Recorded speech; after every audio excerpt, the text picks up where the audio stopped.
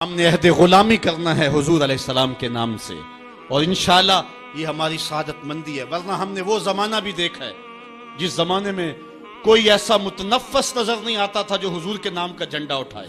یہ تاتاریوں کا دور ہے، جب بغداد کو اجاڑا گیا، امت کے سر کاٹے گئے، اور یہ حال تھا کہ منگول سردار نے کہا کسی مسلمان کا سر لاؤ، اپنے فوجیوں کو کہا نہیں تو تمہارا سر کاٹ کے لگائیں گے۔ ایک مینار تعمیر کرنا ہے کھوپڑیوں کا، اور پھر مسلمانوں کا پتہ ڈھونڈتے ہوئے لوگ ہاتھ میں پیسے لے کے گھومتے تھے کہ کسی مسلمان کا پتہ دے دو، اس کا سر کاٹیں ہم، لیکن مسلمان ملتا نہیں تھا، کاٹ دیے گئے۔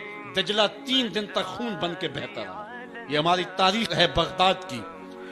اور پھر دجلہ کا بند توڑ دیا گیا، جو لوگ تہ خانوں میں چھپے تھے 1.25 لاکھ لاشیں ہم نے وہاں سے پھر نکالی۔ پھر وہ لمحے آئے کہ کوئی ایسا متنفس نظر نہیں آتا تھا جس کے ہاتھ میں اسلام کا جھنڈا ہو۔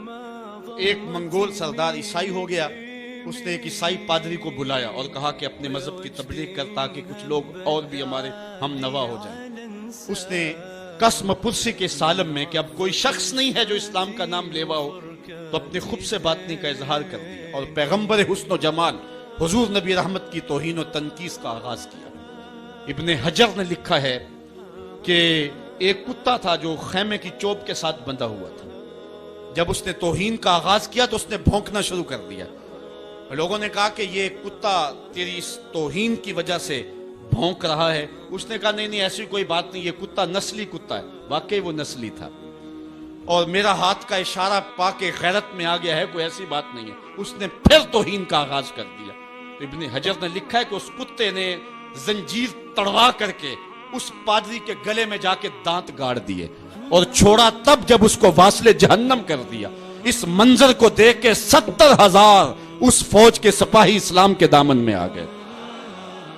اقبال نے اسی موقع پہ کہا تھا تو نہ مٹ جائے گا ایران کے مٹ جانے سے، نشائے میں کو غرض نہیں پیمانے سے، ہے عیاں یورش تاتار کے افسانے سے، پاسباں کعبے کو مل گئے صنم خانے سے۔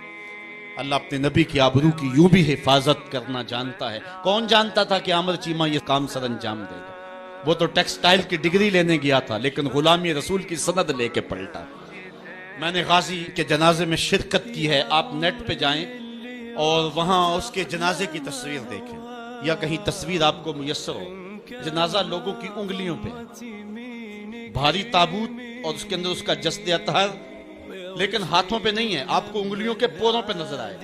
اور ایسے مناظر بھی دیکھنے والوں نے دیکھے کہ رش کی وجہ سے لوگ نیچے سے ہٹ بھی جاتے اور وہ پھر بھی ہواؤں میں تیرتا رہتا۔ آپ جا کے دیکھ لیں، میں کوئی ہوا میں بات نہیں کر رہا، بالکل انگلیوں کے پورے پہ میں خود شامل تھا، اور میری سمجھ میں اس وقت بات نہیں آتی تھی کہ یہ کیا ماجرا ہے، اتنا بھاری صندوق اور انگلیوں کے پوروں پہ۔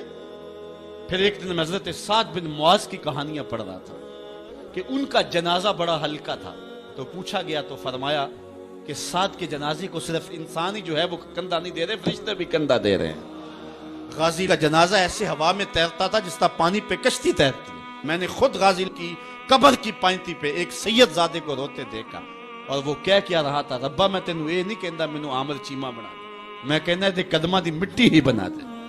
یہ سعادت مندی کی موت ہے، یہ خوش نصیب لوگوں کی زندگی ہے، اور مسلمان اس کو اعزاز سمجھتا ہے۔ اس پورے حال میں کوئی ایک شخص بھی نہیں ہوگا کہ جس کے دل میں یہ آرزو نہ ہو کہ میں حضور کے نام پہ قربان ہو جاؤں۔ ایک ایک شخص کے سینے کے اندر، میں سمجھتا ہوں میرا ہی سینہ ہے، لیکن نہیں، ہر شخص کا سینہ یہی ہے، اور ہر شخص کے اندر کے جذبات یہ، یار یہ دھڑا کیا ہے زندگی میں حضور کے بغیر؟